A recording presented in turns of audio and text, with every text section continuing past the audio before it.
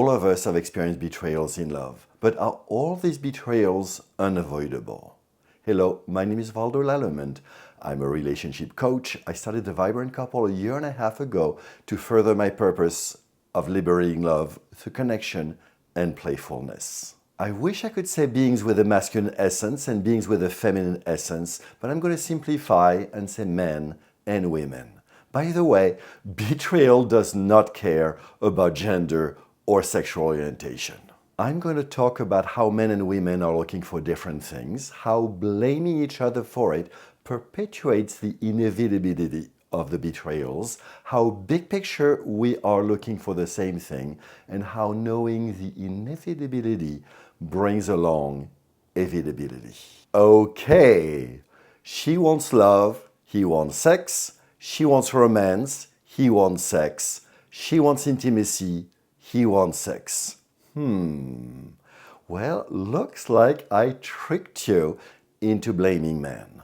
Let's take a big picture look at the life of a couple who has the incredible privilege of meeting young, having children, and growing old together. They meet, they are insanely attracted to each other, they have a wonderful honeymoon phase with lots of romance, pursuing, and lots of sex. For many, sex dies or becomes less important after that honeymoon phase, in which we are highly intoxicated with love chemicals. By the way, low libido is not a woman problem. There are as many men who have low libido as women do. After the honeymoon phase, many men feel betrayed by their partner. They don't get the sex they wanted, and many women feel betrayed by their partner because he always wants sex. Fast forward to their first child, and many men feel kicked out, rejected by the mother and child bond. We then have a period with dependent children, and I trust you know, children are quite demanding, and many couples have a reduced or sometimes inexistent sex life while the children are growing up. During that phase, most couples have to find good solutions for birth control. If it is the woman that takes the pill, it kills a woman's sex drive. Over the years, there are often intense career requirements for one or both. There are sometimes health issues, again for one or both, and more couples than we think have other dependents. For example, one has to pay alimony to an ex, or they take care of an aging or sick parent. As they age, many couples are affected by menopause and or erectile dysfunctions. And then at the end of their life together, one or both retires. I'm pretty sure you've heard the story of women looking for a hobby for their husband as a way to kick him out of the house. This is just an example of a couple's lifespan. As you can see, there are many opportunities to blame each other. Blame is a couple killer. Blame is blaming one partner, of course, but also blaming oneself. With blame comes shame. Shame of not being worthy, shame of not having a partner that we feel is worthy of our development. Blame goes nowhere. Blame fosters built-up resentment unless we do something about it. Here, I invite you to consider that we are actually looking for the same thing. A happy, exciting, not too crazy-making long-term partnership with increasingly better benefits. Coming back to our couple, the first line is false. She wants love, he wants respect. The second line is also false. The feminine wants romance, the masculine wants aliveness. I talk with many men whose feminine partner would love more romance. However, many of these men feel betrayed in the romance department.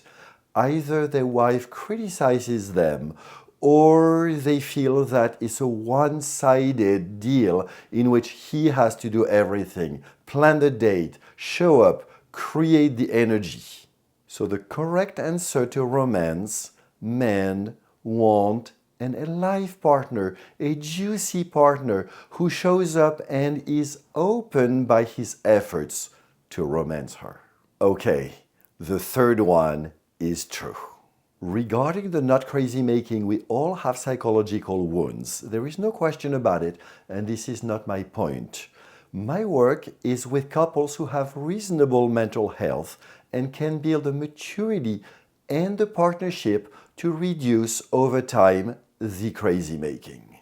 Should you or your partner have mental health issues, I invite you to consider talking to a specialist. We looked at a number of events in men and women's life that build up resentment. That resentment buildup is inevitable. However, knowing that there is resentment buildup, we can turn towards each other. We can grow love and respect. We can grow curiosity and appreciation. We can learn to repair. Many couples die in conversations that never happened. So I'm clear here, there is no perfect conversation, there is no perfect time to have said conversation, and there is no perfect partner. So here, my invitation is to grow up and to struggle through conversations in order to build maturity and a sense of partnership. In addition to maturity, I invite you to practice polarity and sexual intimacy.